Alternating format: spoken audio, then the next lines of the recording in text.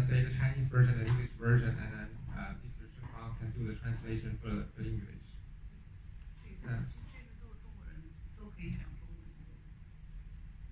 Anyone who understands? There's still quite a number of non-Chinese speakers. Yeah. Alright, so 首先第一个问题是李燕老师能否请您介绍一下您当时出席音乐会以及就是斯特恩先生大师班的现场的体会，以及就是音乐会之后斯特恩先生对中国年轻音乐家的人才的帮助。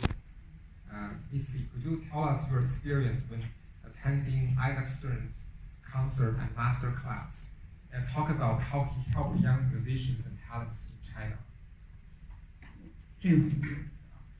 那个我非常感谢这个木兰 Festival 这次放映这个电影。这个电影一放映，实际上我这个电影拍完了以后呢，就是他们出的那个还没有得奖的时候，他们就送了我们爸爸一个，就是那时候还是那个录像带，所以看了很多遍，但是真正在电影院里头看，这是第一次。但是呢，每次看的时候都觉得好像看一个新的电影啊，就每次都觉得吸收到很多的东西。关于斯特人访华呢，就是那个李先生啊，最近我介绍李先生呢，他是医药博士，但是他原来是在北航是搞飞机机械的，然后呢到多伦多大学呢又是读的医药博士，但是他同时又是一个音乐方面的专家。他虽然不是搞音乐的，但是他对于交响乐和作曲家，这个悟性呢和知识的渊博的知识呢，胜过我们很多搞专业音乐的。在多伦多的好的音乐会他都没有落，而且他采访过我父亲啊。那个我是不是先请他讲一下这个斯特人访华的？一会儿我会有。我们说那个，先翻译一下。一会儿我还有问题会请李先生老师。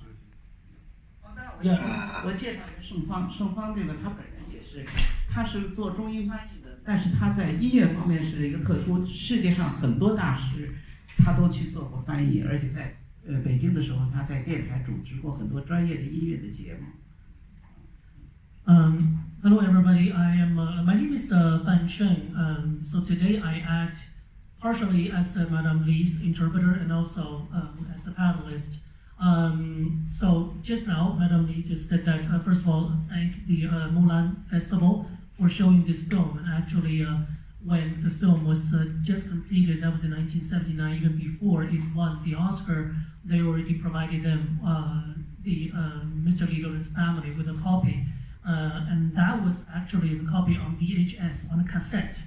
And but for this many years, every time when Madame Li watches this film, this is actually the first time that she watched this in a movie theater, and every time she feels this is like a new movie. Every time she feels there is something new to it.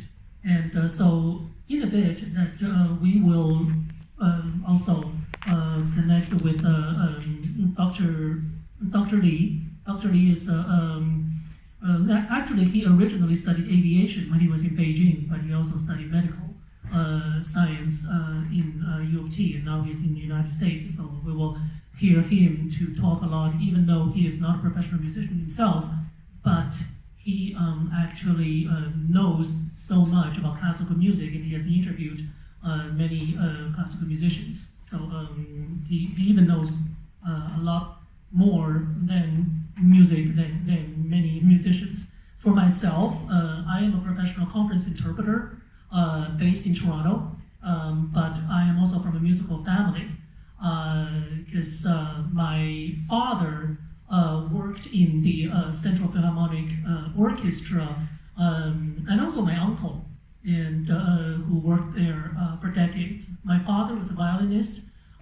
He was sitting in the second violin section. And there was quite a few close-up of his image, but you probably didn't recognize, but I did. And my uncle was the principal cello in the orchestra.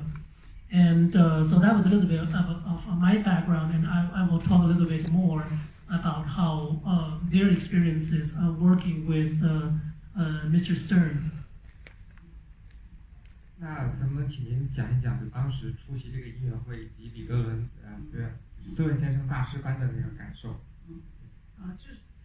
当时那个是在红塔礼堂，当时的大师班和排练都是对，不是公共开放的，但是对文艺界，就是所有的文艺界的单位，就是都可以去听，所以我就看见这个台下的都是我们中央音乐学院的老师、学生，还有这个文艺单位的人嘛。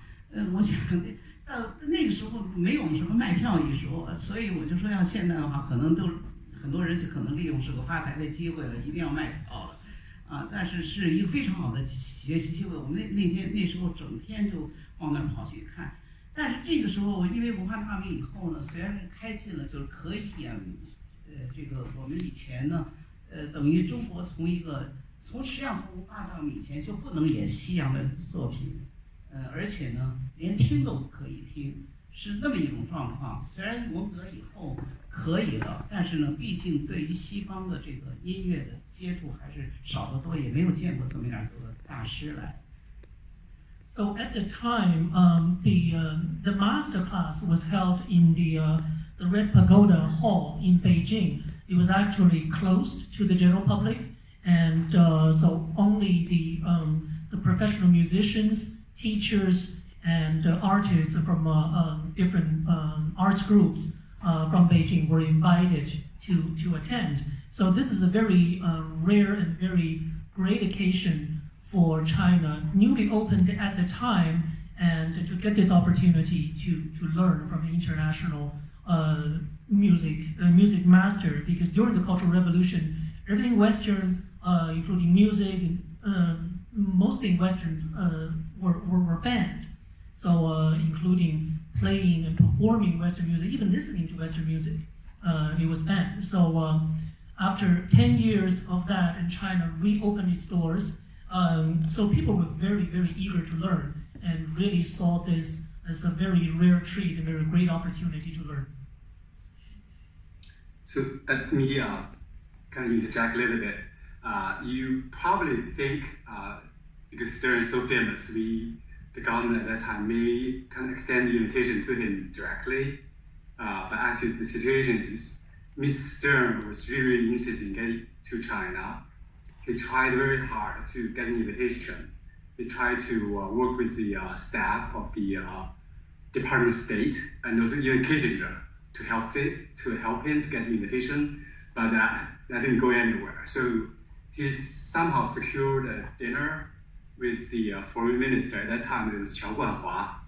And after that dinner, the conversation with him, he got the invitation to visit China for 3 weeks. So that's the background for the story.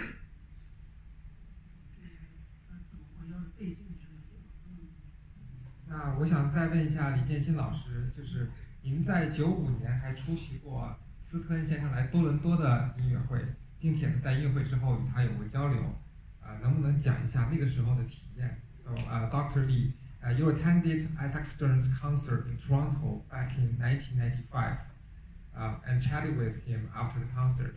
Could you tell us more about your conversation? Sure. He actually was quite approachable during the signing process. So I got pick the record, and then I asked him to sign. At the same time, I asked him several questions. So you all know in the 80s, including the early 90s, a lot of changes happened globally. So he, like many other people, had a lot of thought about what's going on in the whole world, right? So we had that conversation. I actually encouraged him to visit China because people still need music, right? And they love him, and so he, at least according to the record I shared with Li Yan last night, his first visit of the 79, the groundbreaking visit, was the end of 1995. So in December, he visited Beijing in private capacity, and Li Delun and his wife hosted him. So that was kind of probably paved the way for him to return again in 1999 to prepare complete the cycle for the anniversary for 20-year anniversary for the first visit. 好，下面一个问题是问盛黄老师的，就是我们知道，斯科恩先生应该是与以色列颇有渊源，能不能请您介绍一下犹太音乐与中国音乐的关系以及后续的故事？So Alex Stern linking a close tie with Israel. Mr. Stern, could you please talk about our relationship with Jewish musicians and the stories after Alex Stern's visit? Yes, Mr. Stern himself is Jewish, and he's a great musician. And in the film, you probably saw Mr. Stern at the first rehearsal. He thought that the way that the Chinese musicians played were quite old-fashioned, and it was kind of cut off from the international common practice or the way of playing. He probably didn't know that in the orchestra there were many members in the orchestra, including my father, including my uncle. When they were little boys, they were actually for a period studying with the Jewish musicians in Shanghai, and so that was actually their tradition and the way that they learned from Western musicians when they were little.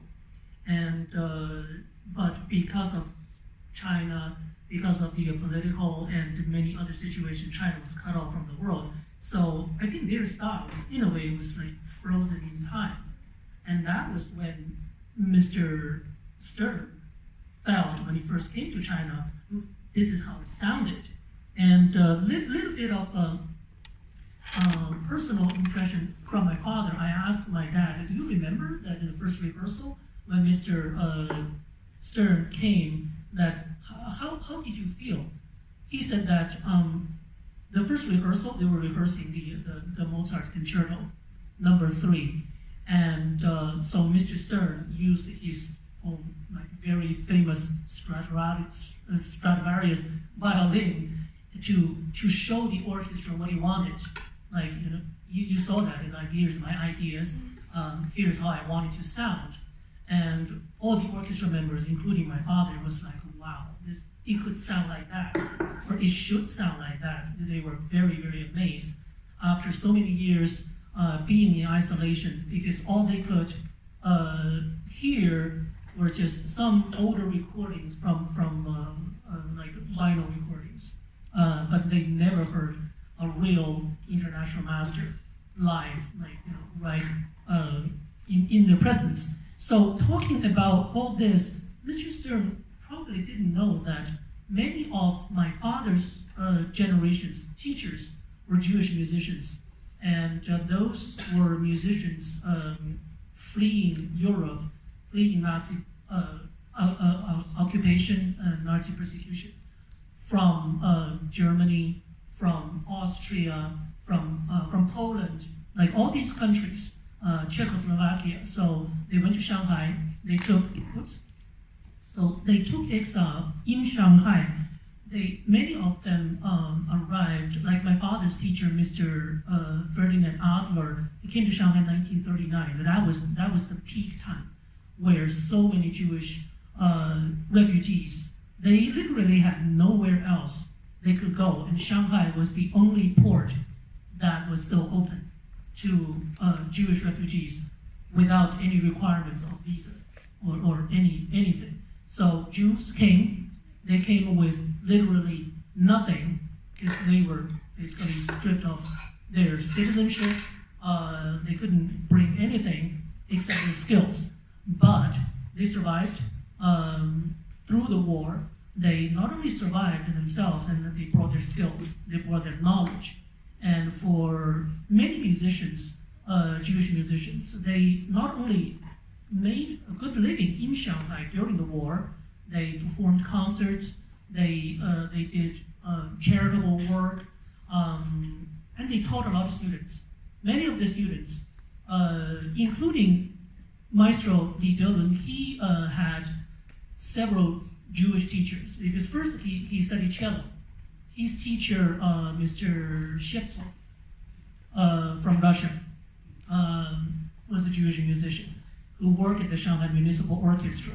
And Mr. Shevtsov also taught my uncle later on. So, and also Mr. Adler, he later arrived in Shanghai and he later became the concertmaster of the Shanghai Municipal Orchestra.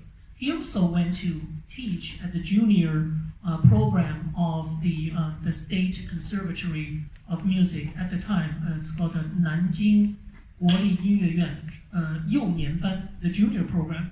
So my father, my uncle, many young, they're actually war orphans.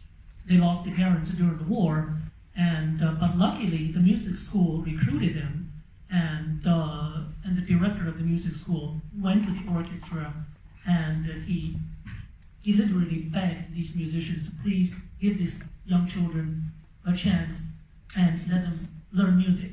So Mr. Adler, Mr. Shevtsov, and many of these musicians, they came and they didn't mind. This is literally a job that had no pay or paid very little, but they taught these young kids and actually allowed them a chance to learn classical music, to grow.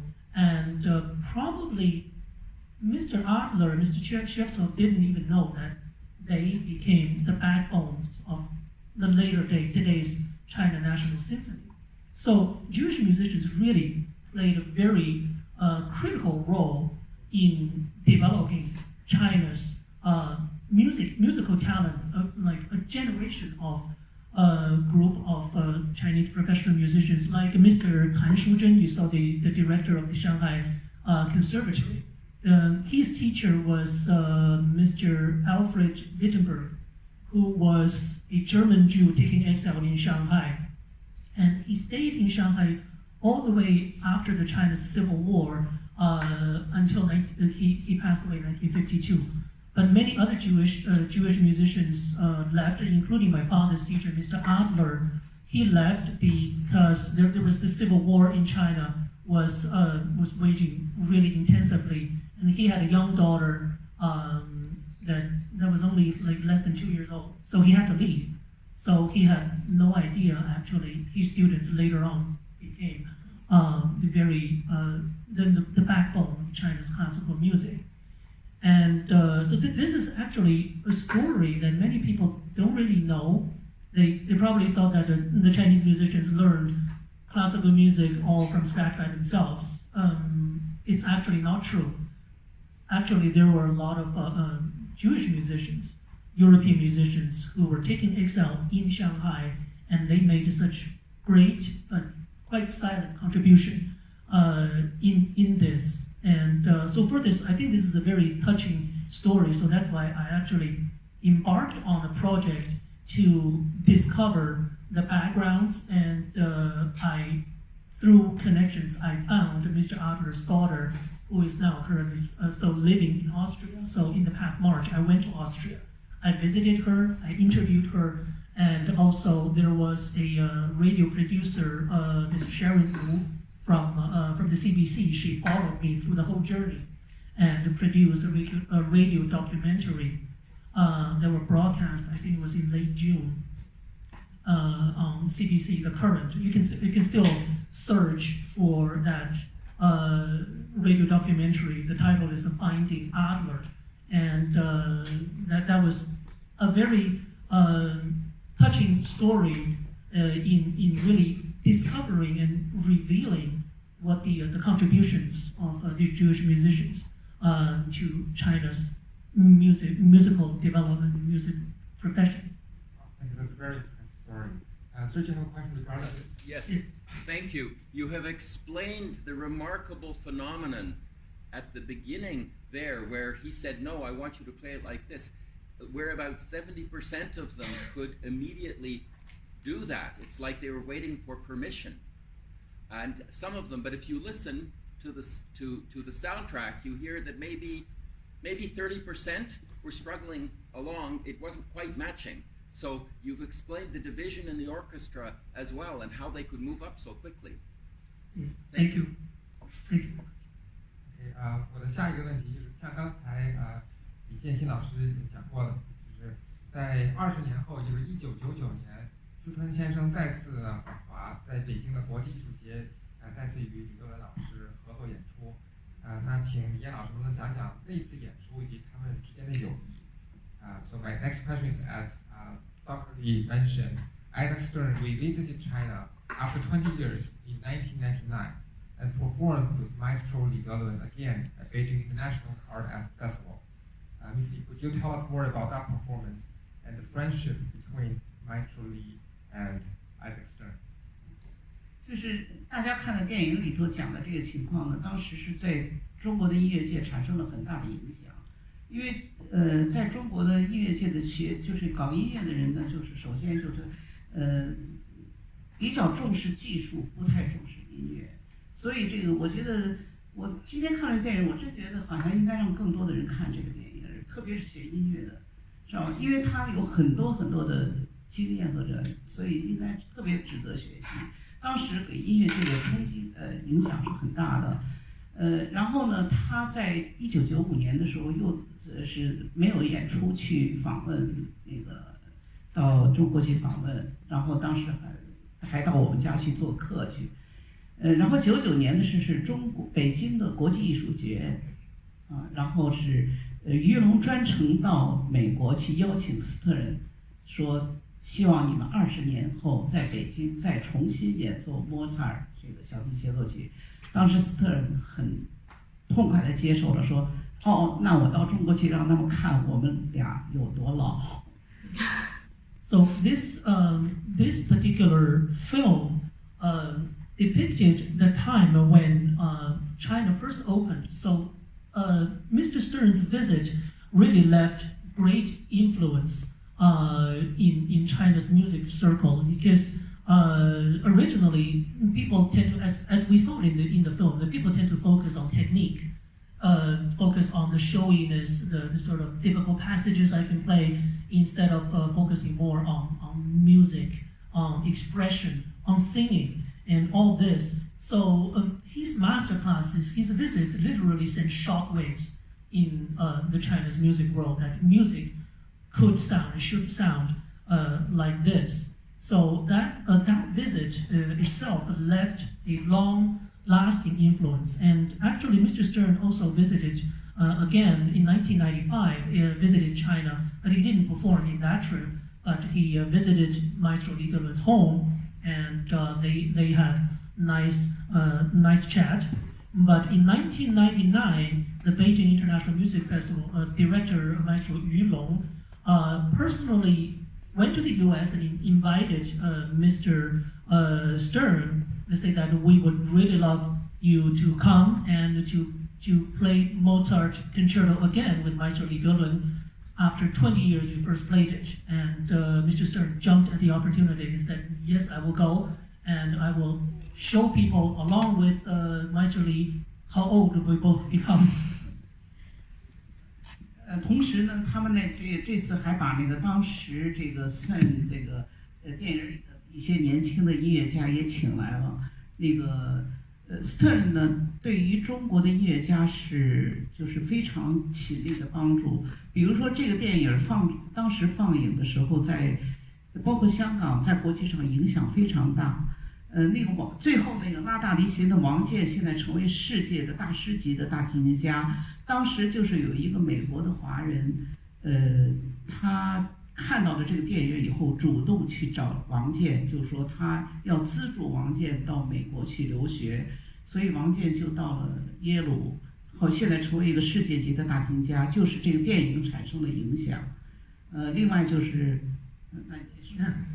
So this particular film really left a great influence. And I remember in 1999, at the 20th anniversary, during Mr. Stern's visit, so they invited the young students that appeared in this particular film to his master class again, to meet with Mr. Stern. Mr. Stern really, he gave his all in supporting, in developing the Chinese young musicians.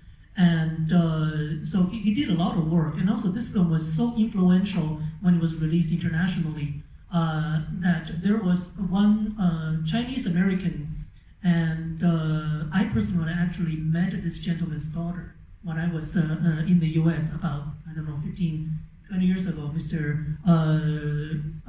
I know his daughter, Eva Lin, Mr. Lam, and his daughter Eva.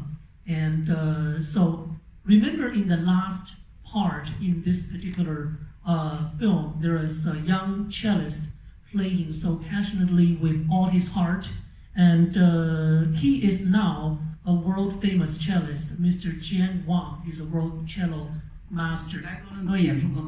And he has performed in Toronto as well.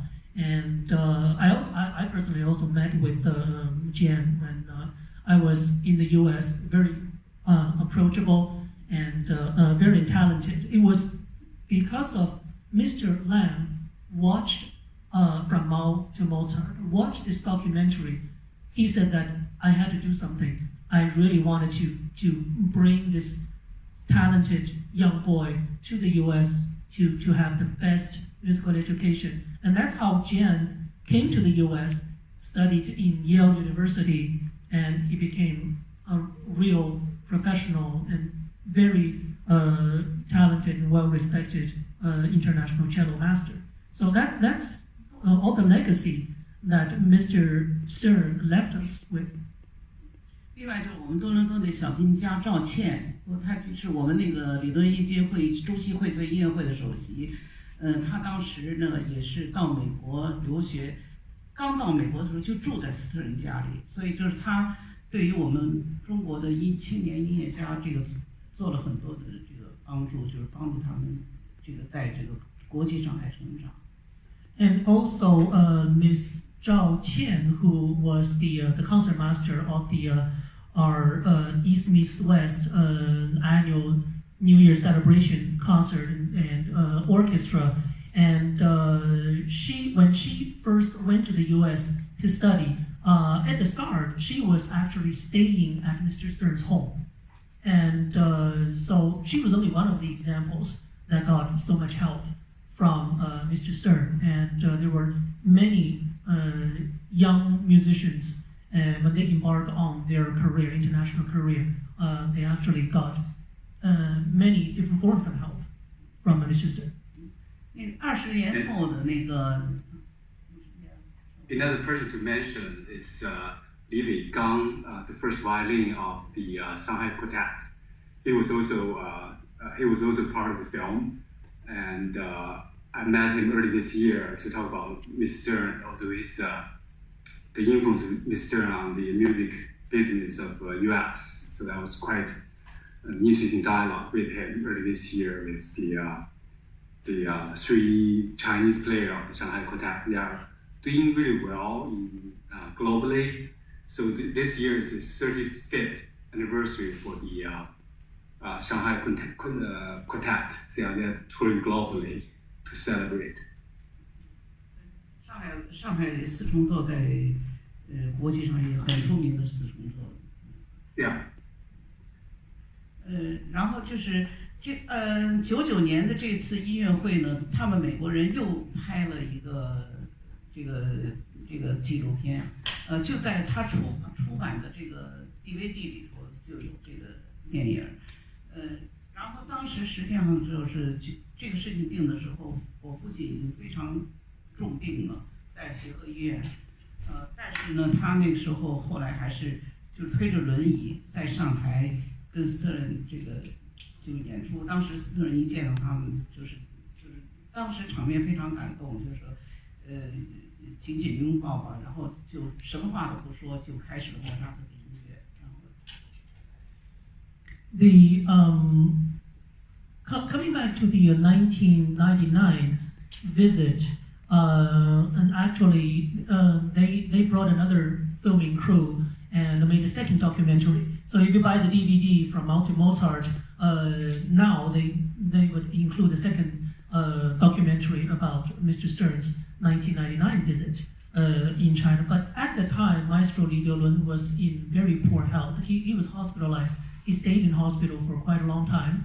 But when Mr. Stern came to Beijing, Maestro Li Delun insisted on playing together, performing together with Mr. Stern. So he literally went on stage on a wheelchair, and they lifted him up onto the podium. And the two old friends just hugged each other without a single word. This is just so touching. It was seen as hug of the century. And the two old friends, musical friends, they hugged each other without saying a word, starting the music. That was the most touching scene at the time. 李健老师能不能再讲讲，就是你们后一代的联系，包括 David Stern 跟中国音乐的来往？就是那次音乐会之后，以后那个 Stern 和他们都离开了北京以后呢，然后 Stern 的儿子呢，就通过就跟我儿子联系，就是转达 Stern 对我父亲这个问，我父亲当时这个病的情况，就是表示非常这个关心，但是没想到那个 Stern 后来是动手术，在2011年还在我父亲之前去世了，所以等于他们那次音乐会成了一个世纪的绝唱。Actually, so after that trip, after Mr. Stern left Beijing, so he asked his son David to connect with Madame Li's son, Kemin, and to convey the best wishes for Maestro Li, because he has been staying in hospital for quite a long time. But after that, Mr. Stern went back to the United States. He went through a surgery, and so that was I think it was in 2001 that Mr. Stern himself passed away even before Maestro Li Delun. It was a very sad event, but after that, the younger generations were still kept in contact. 他的儿子就在电影里都看见，都在那个给翻谱做的那个年轻的小伙子，很帅的，成为了一个指挥，然后经常中国邀请他去指挥广州啊、上海演出，然后他来的时候，我儿子还带他到什么雅秀还是什么那个秀水街去买衣服什么的去逛去什么的。然后2016年的时候，正好那个 Bernstein 的儿子也到中国来访问，所以他们也是好朋友。Bernstein 儿子和 Stern 的儿子还有我儿子，他们一块儿聚会，还到我儿子那儿家里去做客，所以就等于他们这个世界国际级的这个犹太的这个大师，下一代他们又建立联系，而且现在中国举办 Stern 命名的小提琴比赛，那个第一名的奖金是10万元的，一般的奖金都是1万美金，就已经很厉害了。就是，而且他这个比赛不像别的比赛是在国外或者轮流在不同的城市，他就是在中国举办。And so after that, we still keep in contact. And so David Stern, you saw him actually. He was sitting behind the pianist, acting as a page turner, the handsome boy. He later became a conductor, and he often came to China to conduct different Chinese orchestras. In 2016, David Stern and also the son of the American conductor Leonard Bernstein also came, and they got together with Madame Li's son, Kemin, and they had a great time. The connections are still there. The legacy is still carrying on. And just right now, these few days, the International Stern Violin Festival is being held in Shanghai, and it is a very high-level international event. So I think the top prize for this international competition is $100,000 because the other competitions, the top prize you win 10,000, and this one is 100,000.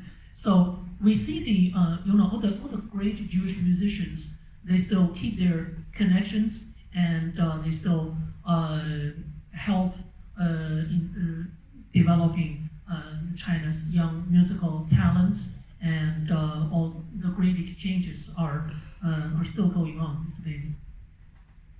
I guess we have to pretty much wrap up now because our next film is starting in a few minutes. But if you have any questions, feel free to maybe ask outside. And I know there are some musicians in the audience.